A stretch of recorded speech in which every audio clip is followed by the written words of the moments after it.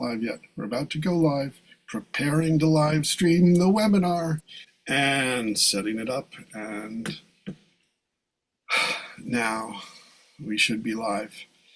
Hi, welcome. I'm Paul Sugarman, and this is the Instant Shakespeare Company Memorial event, where we talk about some of the members of Instant Shakespeare Company who we've lost, and also other people who are important to us, who we like to remember.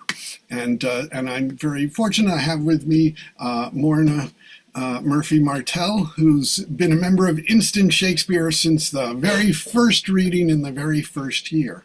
And that was in 2000, and now in 2024, we are in our 25th season of Instant Shakespeare.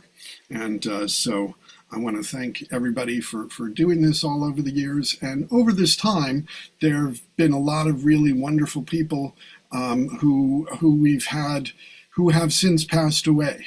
And so it was really, I think after 2016, we started doing this when we lost two very dear friends and core members of the company, Barry Liebman and Keith Benedict. And so after that, we've sort of kept it going year after year to remember them and to remember the many others who we have lost. And so I think we can just sort of go through this. I don't know if I want to just list everybody first, or maybe we should just start with the two of them, and then as we go into people, talk about them more. I guess we might as well start off with Barry Liebman, because Barry was just such a dear friend, and just such a devoted member of the Instant Shakespeare Company. I mean, I think next to me, he had appeared in the most readings because he was just always willing to do it. And it's interesting as sort of the Instant Shakespeare Company has developed over the year, and we have different playmasters who put together different things that Barry sort of reached across all boundaries, and everybody wanted to use Barry. I mean, especially he did such amazing performances, which he did some things with Morna in the garden as well. And but I mean, especially his flute and his ague cheek and his trinculo were just always such delights, and the many other parts that he played as well. It was really it was wonderful to have him, and it was such a sad loss for us. So, and Morna, if there are things you would like to share about Barry. Oh yeah, well, I think he was in every one of my readings, as you say. He was always there, and then I stole him because I was starting to do Shakespeare in the Garden and the West Side Community Garden, and he was in every one of those productions. And I videotaped all of those. I still have them on videotape. I didn't put them on YouTube yet, but he was actually someone who I love to put him in parts that would like romantic leads and things like that, and he never said, well, I'm not really a glamour boy, but he always came up with something. He was always very, very good. I mostly remember him in what do you call it, Comedy of Errors, where he was the twin. I'm trying to think who his twin was, and he was absolutely hilarious because he kept looking for his twin. He was always, every time I saw him, he was looking in the bushes for his twin. So he was very special, and we became very, very close friends personally. I think this is what happened with Instant Shakespeare. A lot of us became very, very close friends because it was something we all absolutely loved and were able to do together. Thank you, Paul. Oh yeah, well, it's great, and it is just such a it's instant, and we can have an instant sense of community in a lot of times, and it really is wonderful when we have those readings where things just spark, and then just also that we can share these wonderful words and wonderful stories, and by speaking them and listening to them from each other, it forms a connection which then can be built on. And Barry just he was so good. He was a writer for Mad Magazine, and he had just such a wonderful sort of comic perspective on everything that was really delightful. And he was just, yeah, he was such a great member, and he was there in from the very first season. So. And then also, I mean, in that year, we also lost Keith Benedict, who was just such a wonderful actor, such a beautiful voice, and just such an amazing presence. And really one of the people who really helped me to get a better understanding of what Wales is all about, because I think as Americans, we sort of think of the United Kingdom as England, but the United Kingdom is four separate kingdoms, really. I mean, it's England, and Northern Ireland, Scotland, and Wales. And Keith had a very strong Welsh identity, and he was such a wonderful Llewellyn. And whenever he was available and we were doing Henry V, he would insist on being Llewellyn, and Sir Hugh in Merry Wives of Windsor. And he was just so great in that, and it was just so great to have somebody to be able to speak it with the authentic accent, and you can really understand the humor of it. And I've tried to improve my work on my Welsh accent over years, but it really is great. And I think that is one of the things that we can also get from the original texts, is how much accents were really important in Shakespeare in terms of identifying where people were from, especially in terms of Wales, and also, I mean, obviously Owen Glendower as well. And Keith also really loved the role of Coriolanus and did that several I was going to times. say, And I remember when he did Coriolanus. I think it was Bob James. I think played. I forget the character, the man who cares for him. And he said to Keith at the end of the show, he said, "Oh my God," he said, "You really are Coriolanus," because Keith was so he was like sparking with energy and with vituperation half the time too. I remember one time you said you were going to hit him with the leek. Remember, because it's a Welsh tradition. But no, he was a dear friend of mine long before Instant Shakespeare, and he did a musical of mine about Percy Bysshe Shelley. And if you go on YouTube and you say Keith Benedict, Ode to the West Wind, you can see his face and hear him singing that incredible poem by Shelley, which is from our musical. But he went back to England. That was what happened. And he went back to England, and then he got sick and passed. Oh, I have to tell you one thing, though. Knowing Keith, his dying words were, "What a waste." And every time I think of that, I laugh, because he was so talented. And it was like, how dare God take me? But Paul understands, because he knew Keith. yeah, yes, Keith was he was so such a wonderful presence, and really sort of would bring, and one of the great things I think about the way Instant Shakespeare Company works is that when you have somebody who's really strong and brings a lot to the role, it encourages everybody else to take more risks and to do more. And he was a great leader in that way, and just such a tremendous actor, and yeah, it was a great person to have with that.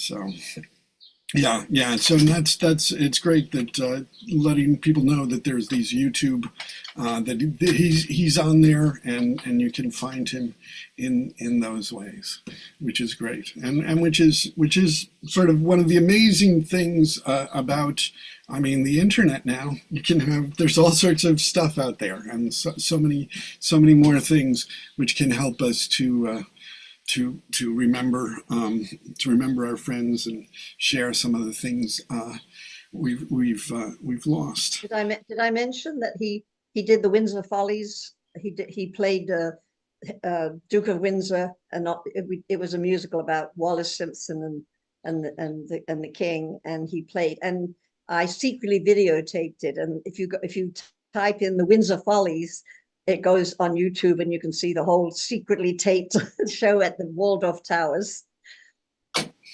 Yeah, that is one of the wonderful things about YouTube is there's just lots of theater stuff out there that you can find, even things that really shouldn't be out there. But for those of us who just love the theater, it's great to see that.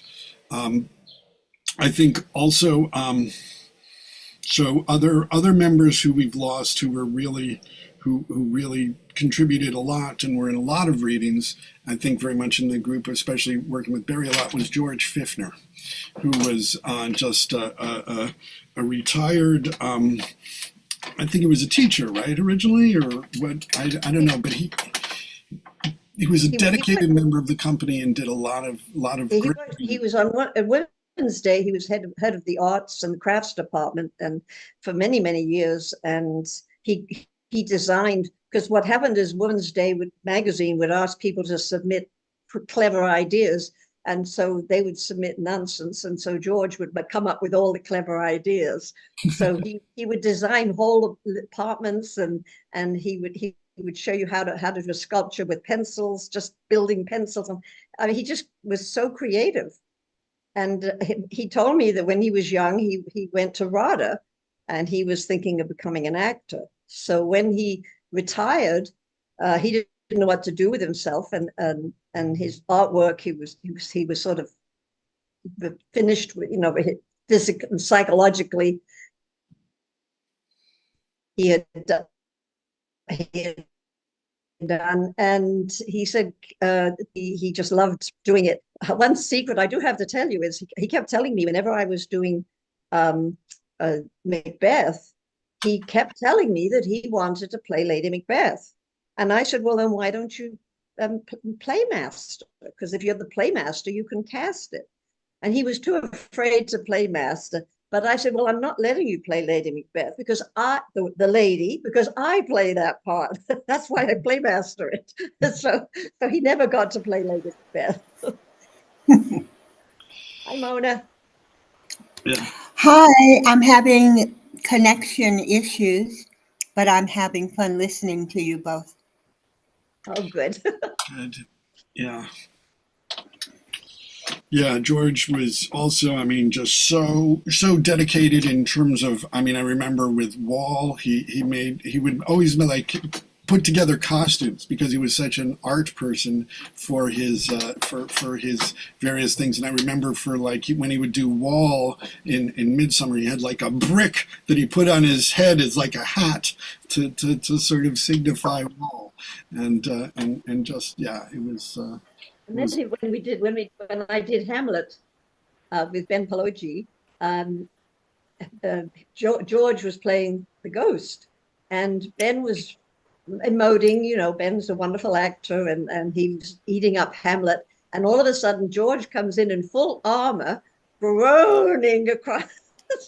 And poor Ben almost fell over. It was such a shock because if George was going to play the ghost, he was going to he was a soldier, right? So he was going to come in with everything. I always remember that moment.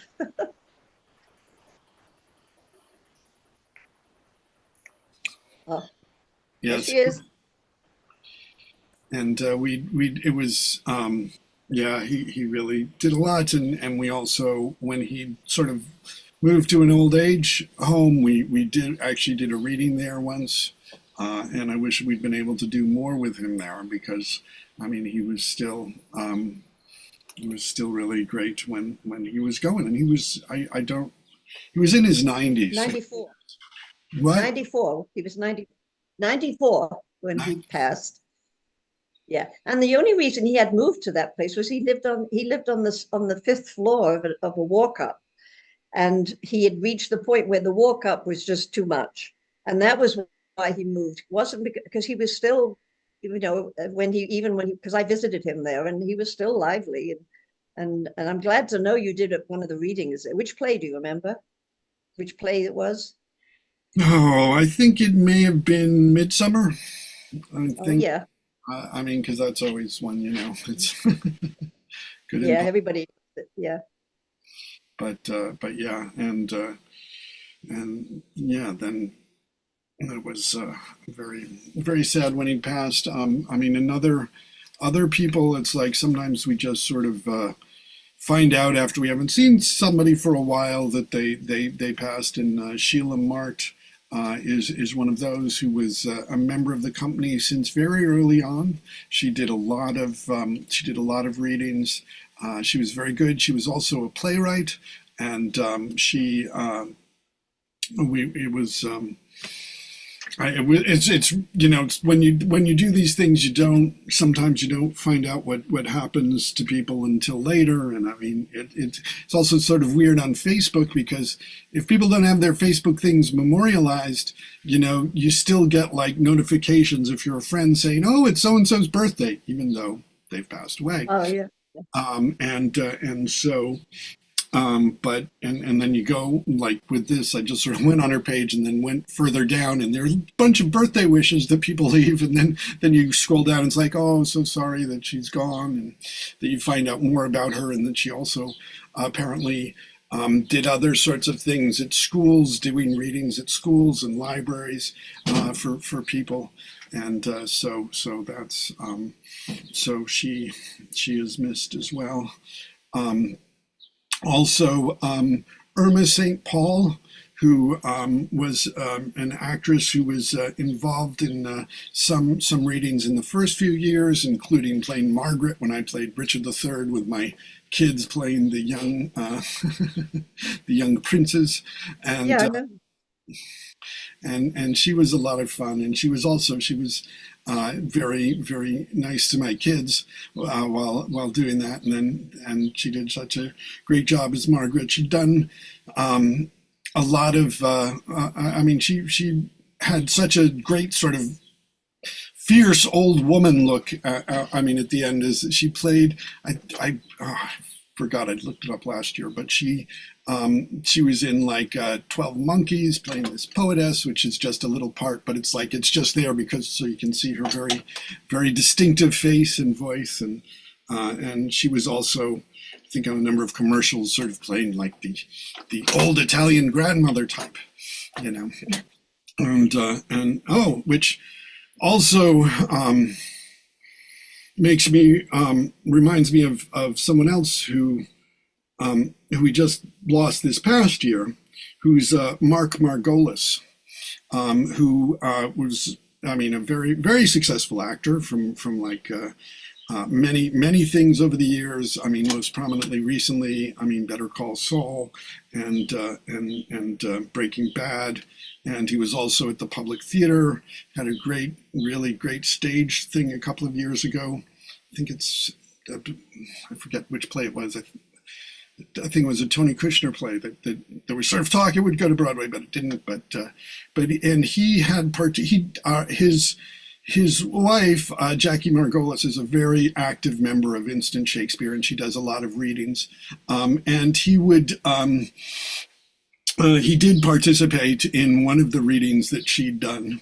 And sometimes he would come on, when we were talking about stuff and we were having a general sort of discussion thing, either after a reading or when we were talking about something, he would come in and share some of his insights as well, which was great because he'd studied with Stella Adler.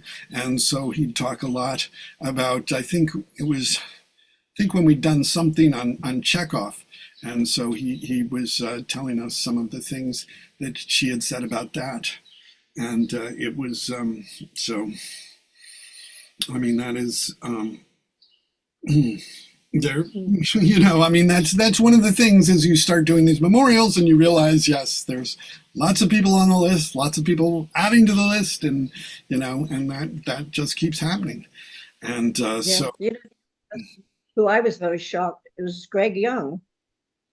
Greg, do you remember, he played well, he was in a lot of one of my readings, and I didn't know he had passed. I was trying to locate him, and I finally found this notice from the church that announcing that he had passed. But I've never been able to find out what happened or anything. It was just I left in 2012 to move to California, and it was about a year after that. But you know, he was a very, very close friend. He was in he I did a musical, a biblical musical, and he played God. So that was you know, he was a wonderful guy. He played God. He was absolutely wonderful. And David Lutzer was Jonah. Mhm. Yeah. Yeah, yeah. No, Greg. Yeah, he was. Yeah, I remember him very much as God. He was he was a terrific actor, and yeah, he had a really. It was like yes, good voice for God, and he was. Yeah, he did a few. I think he did some instant Shakespeare readings, but yeah, he's that's another one to add to the list. But yeah, thank you.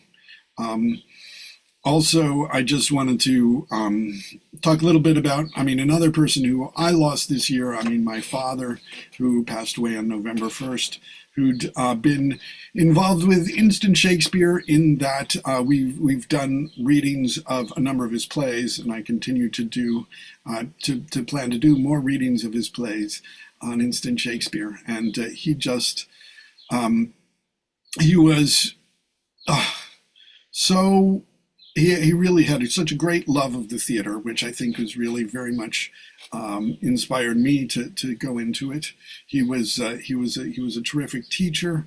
I was fortunate enough to study with him at Southern Vermont College, and he helped me a lot with my auditions in terms of doing stuff to get ready to go into college. And he really he was an actor and director and teacher and playwright.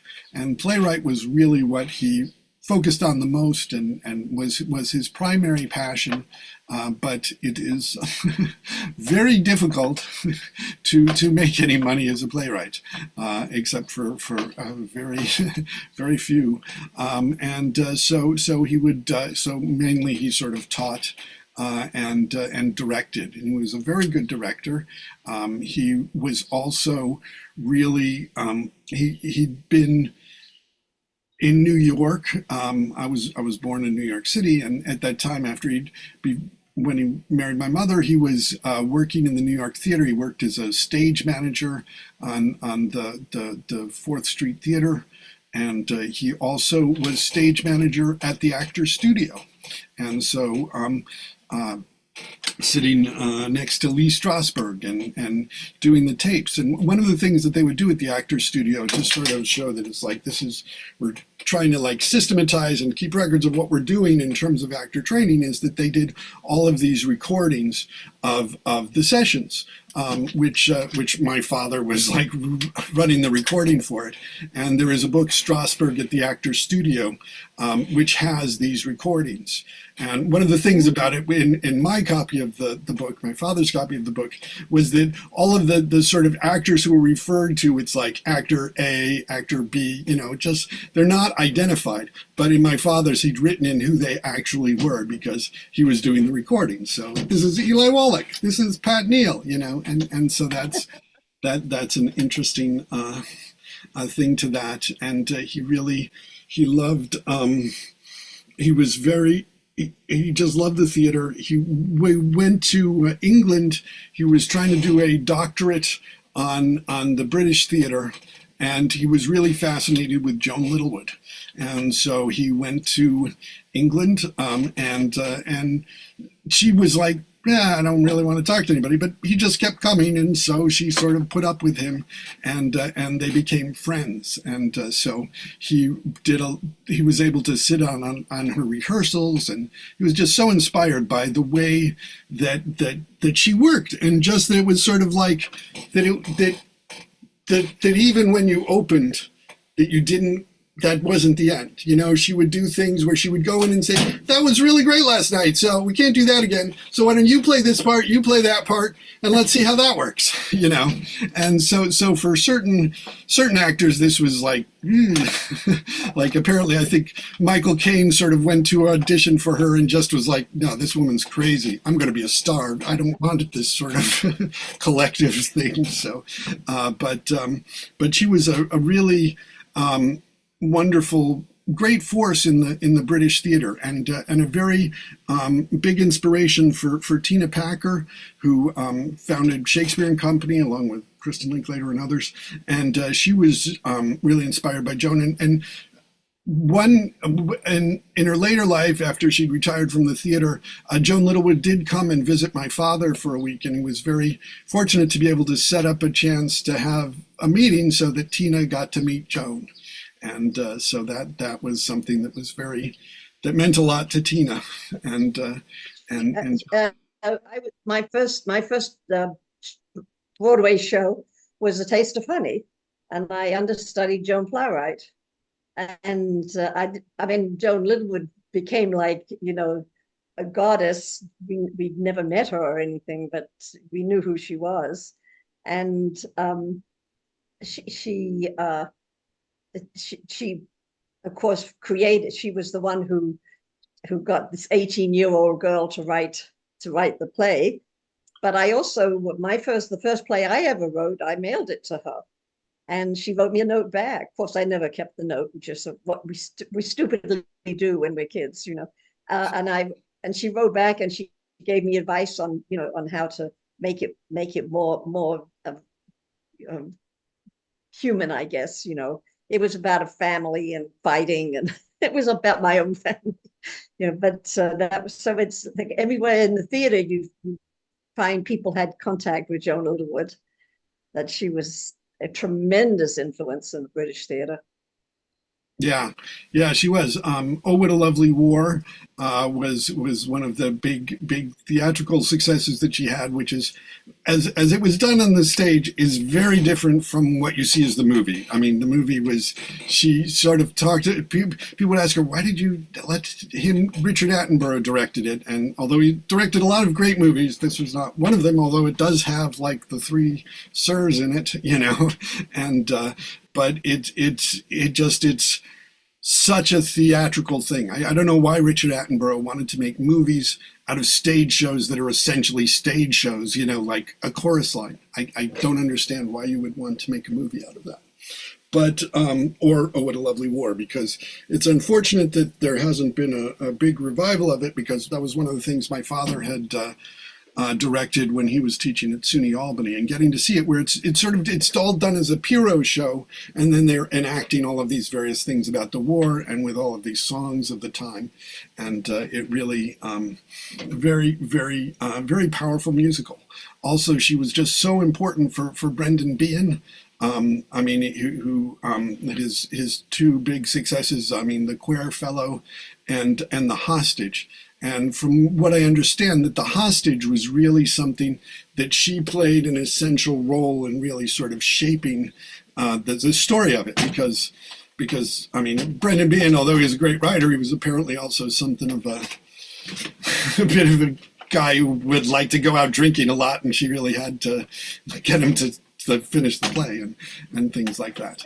And she did, she never saw any Instant Shakespeare things, but my father had told her about what we were doing with Instant Shakespeare, and she said, oh, that's a great idea. We don't want to just do the plays. You don't need all of the directors messing things up. So I think you've proved that too, Paul, because I can remember there were times where actors would say to me when I would cast them in lead roles, and they would say, well, I'm not really a Shakespearean actor, because Americans have this fear of Shakespeare, you know. And by the time they got up on their feet and they believed in the words and the action, they would blossom. I would see it. I can't remember the names, but there was more than one actor, and it was. I mean, what you've contributed with the Instant Shakespeare Company is to these people's lives a tremendous value and a love of live theater. Because to me, everything is live theater. And movies, television, I can live without, but not live theater. Mm-hmm. Yeah, yeah, and I think it is such an essential sort of thing that can happen. And I think one of the things about Shakespeare is that we don't realize that we think, oh, because he's such a high level, it makes him so much more difficult to do. But it's like, because he's at such a high level, he's done so much of the work for you that if you just say the lines, that it's gonna make sense in a lot of times. And I mean, I think that's one of the reasons why we also use the folio, and that there are more sort of clues in there to help people understand it and that. But yeah, so my father really, I miss him a lot, and he really, one of the things that I think I want to do is their birthday was my parents. My mother had died several years ago. And she also was a very, very big fan of the theater, and they'd done a show, More Theater Talk, where they would go and interview people who were putting on productions in the southern Vermont, Berkshires, that area, and as a way to sort of promote them. And they did a number of interviews with Shakespeare and Company and things like that. And that's still on More Theater Talk and WordPress.com and Sugarman More Theater Talk. You will find it. And at their birthday, they both had the same birthday. My father was 2 years older, but March 27th. And March 27th, as probably few people in America know, is World Theater Day. Which is something that has been observed since 1962, but because it was something that was sort of originated in France. Americans don't take it very seriously, but it is about the idea of promoting live theater and encouraging people to come to live theater. And so I'm going to try and do things with the local theater in Bennington on March 27th to promote World Theater and also remember my parents through that, because that's one of the things they really gave me was a love of theater. So, yeah, and there's also, another person who we lost. There's several people we've lost fairly recently that I want to talk about. Milton Polsky, who was a very good friend of mine and writer and teacher and actor and just a really, really great guy of the theater who I'd gotten to know when I was working at Applause Theater Books. And he, because he published a book there, and then he had some other ideas for books, including like Dear Will, Sound Advice from Shakespeare, but that they didn't want to publish, so I published it. And so I published several of his books. Of course, I did not plan well enough to have any at hand to show you, but he also did 3 apocryphal plays about Shakespeare, and also Come You Spirits, which is about all of the sort of magical things in Shakespeare, which he wrote with Warren Weiss and Joanne Zippé, which is also a really good book. And he also had written, which Puck Press had published, is Shadows on Bleecker Street, which is a mystery set in New York City and dealing with things about Frederick Douglass. It's set in the modern day, but that's part of what the plot deals with. And so he was a really great teacher and just a great enthusiast. I mean, he always was coming up with all of these ideas of other things, like wanted to do, like we should have some Shakespeare, some beer for Shakespeare and sell Shakespeare. Okay, well that's a great idea, Milt, but just the idea of getting something to be able to sell any sort of food or drink commercially, just there's so many sort of things you have to do to make sure it's safe for people. So, but he was just such a wonderful guy, and just such a great enthusiast of Shakespeare. And he participated in some of our instant Shakespeare readings over the years, and we've done readings of, I think, some of his plays. And I miss him very much.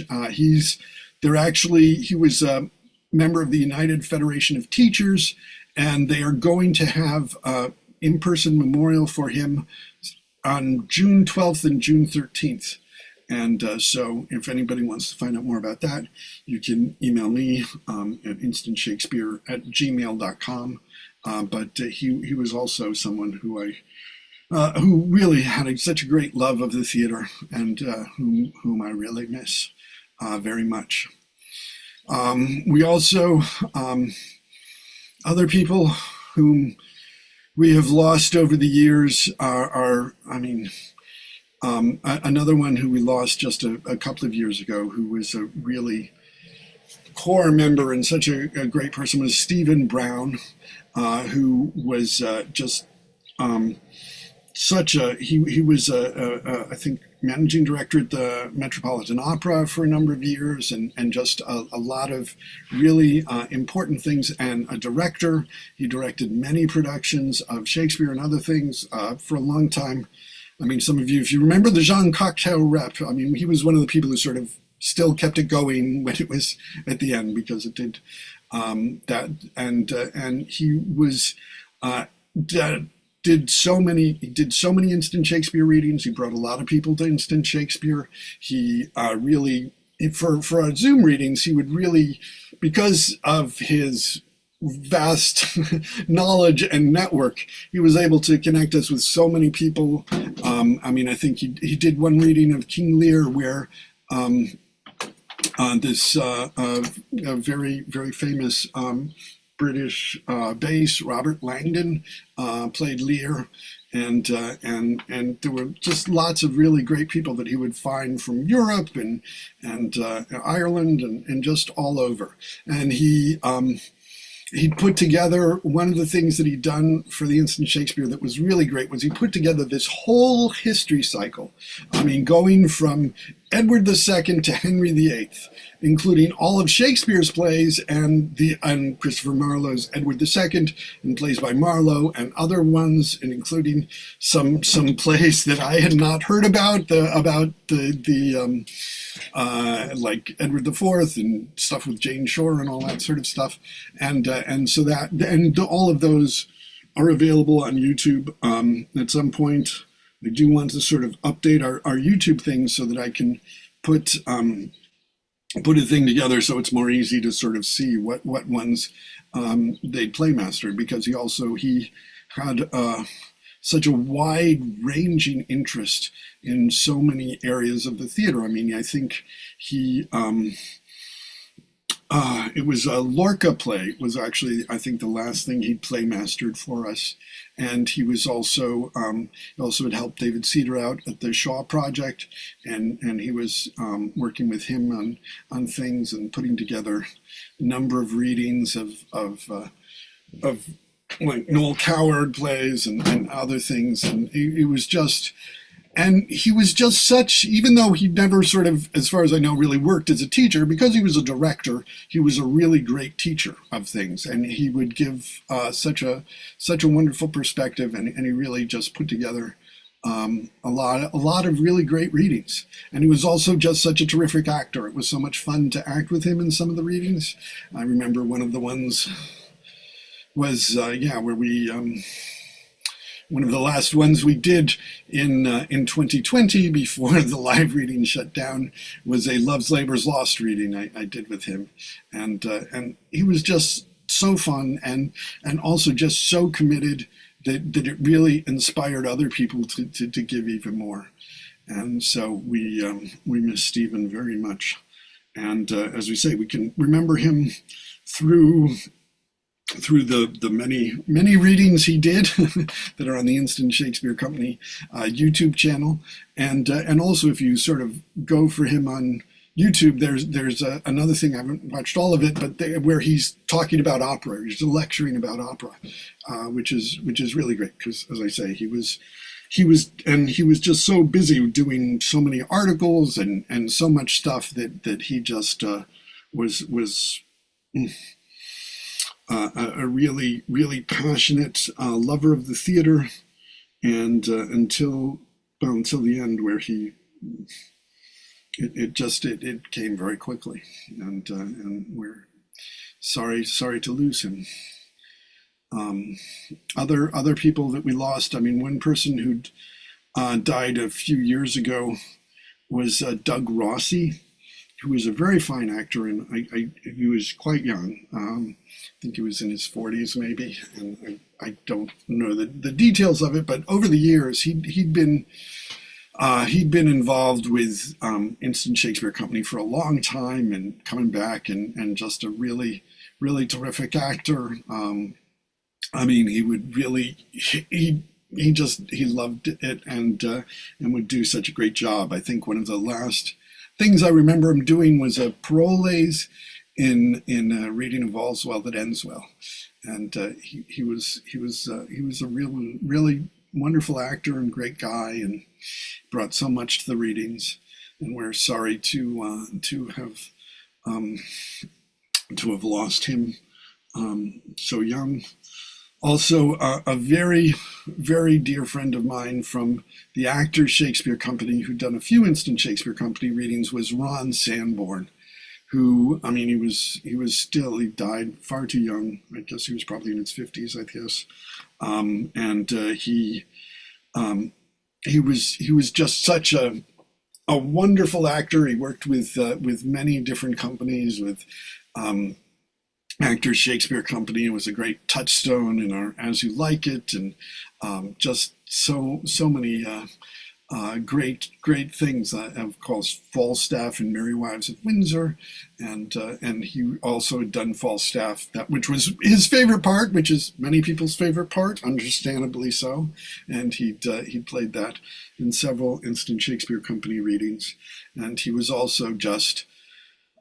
He'd done so much with Actors Shakespeare Company. He was a really essential member who for a while he was running their education program, and he did a lot of things. I remember with our As You Like It, we had a lighting designer who sort of flaked out at the last minute, and so Ron just took over and dealt with that because he was somebody who got things done, and he was just such a terrific actor. And a great guy. And also, I mean, because I was fortunate enough to be in several casts with him with Actors Shakespeare Company. And, there's certain members of a company who just sort of bring the whole company together because they're just a lot of fun. And it really gets that sense of camaraderie. And he played, we did an adaptation of The Three Musketeers, and he was Porthos in that, and he was just great, and he was a really terrific actor, and we gone too soon. Let me see, other people who we've lost. Is Paul Rubin, who I'm not sure he'd been involved in some of the early years, and he I think it's been a while since he passed, but he was a really good actor, and he was a friend of Seth Dewar, who Seth had brought in, and he did a number of readings. He also was a very good Falstaff, and did a lot of just a really terrific actor, and somebody who was great to have as part of the company, who we miss very much. And also another one who passed a while back, who was there in the early years, was Crandall Deal, who was just a delightful actor. And I mean, he was again. We started working with us when he was quite quite old, but he was just delightful. And he did a number of, he did Lear, he did Prospero, he did Ariel. He was great. It was terrific to have him, and he was a um, really But excellent member. also with Crandall, I did some research on him, and when he was young, I forget now because I didn't do the research recently, but he was a big name when he was very young in theater. And, and you have to look him up, because when I looked him up, I thought, oh my God, he never acted as if he was some kind of a star or some kind of record. And yet, if you look him up, it is very, very impressive. And one of the funniest things I remember was this was when we first came with the internet, and he was telling me, like, he keeps getting all these messages that he didn't want, and so he had to tell them to stop bothering him, and then they'd bother him more. And I said, no, you had to ignore them, because he had no idea of the modern technology. So he was answering all the scammers were getting answers from him. But then finally he stopped doing that. But I remember he was in almost all of my readings because he was so good. Yeah, I Crandall. think he did musical theater, and he did. He also, I mean, he directed. I guess. Wow, he choreographed like My Fair Lady, one couple of the Yeah, runs, yep, and he was a that's right. performer He in was a the choreographer. ensemble for the beginning, from the Yeah. first one from '56. So he did.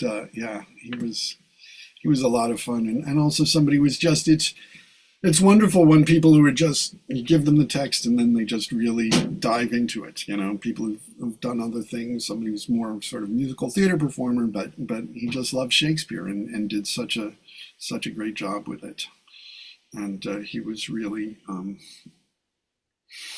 yeah, it was great to have him as part of it. And sorry, we miss him. And so, I mean, that's really what we want to talk about, is to share some of our memories of these people, and just sort of say that we miss them. Yeah. So those are that's those are. I think I've pretty much gone through the list of the people I know about. Is there anybody else that you can think of that you'd like to remember? Well, I've been out of the loop, so I hate to say names because I'm afraid I'm wrong. but but certain I, people I haven't been hearing from. One, I know Henry Olcker's passed. Henry wasn't necessarily an actor. He was the founder of the Plays the Thing company, but he was the one who most of the actors that he worked with moved over to also be in the Instant Shakespeare Company. But I know Henry passed away. I don't know if you remember him, I don't think I know him. No. but we wasn't of the actors who were there the first time you had the reading at the applause books, and Henry was there. That was how I got involved, because that was when you did all 38 plays in 2 weeks. I remember, what? and I remember, yeah, and I Yes, we remember did. seeing Paul after 2 weeks. He was a wreck. That is unbelievable. Yeah, it Yeah, was 36 plays, the 36 plays in the first folio in 12 days, 3 plays a day. So yep, I remember. 12, 3, and And 6. So, yeah. that was how And it started. that's how it started. Yes, it was known that year as the Applause Shakespeare Marathon, but it was really amazing. And I mean, we got a lot of people. There are people from the first year who are still participating. Angus Hepburn, who's now in London, he participates by Zoom quite Yeah. frequently, and Carl Fortunato still Oh yeah. participates, and yeah, and um, it is great that it's going on. And Jeffrey Owens, who did a number of readings in that first year, he still participates, and so it is amazing when you. I haven't figured it out, but we either are over or close to. I'm pretty in terms of total events. I'm sure we're over 1,000 now.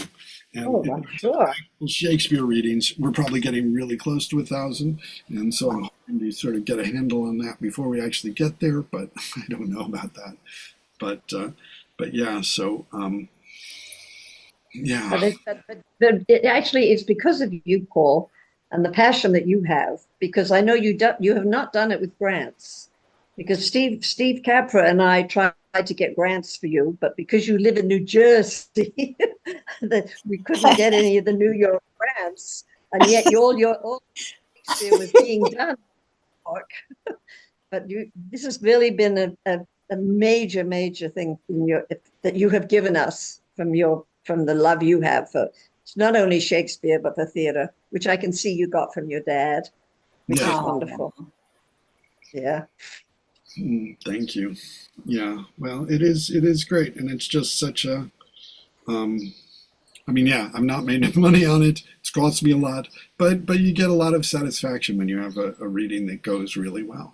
And I think there were a few of those readings in that first year that just worked so well that it was like, yeah, we got to keep doing this. And sometimes we have readings that don't go so well, but that's part of what it is. It's an experiment. You sort of put it out there, and even if it's bad, you can learn from it.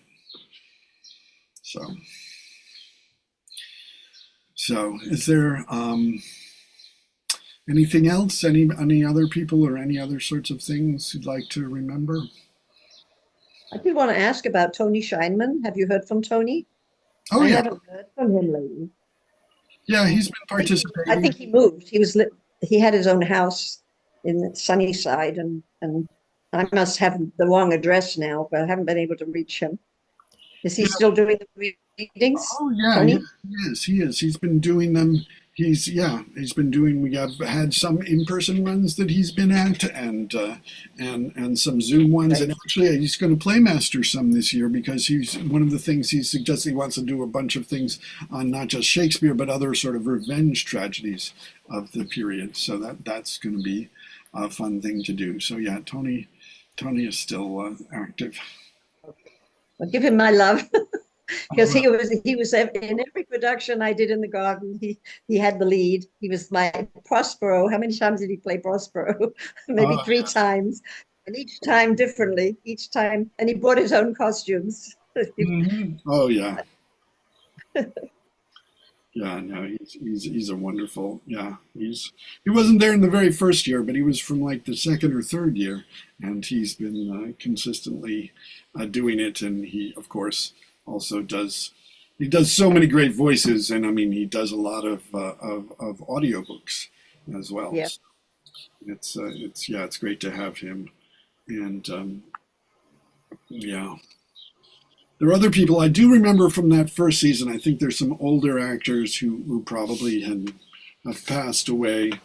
I remember there was one older actor who did a number of things that year, Joe King, and I haven't been able to find out more about him, but that was 24 years ago, and he must have been in the upper 70s at that point, I would think.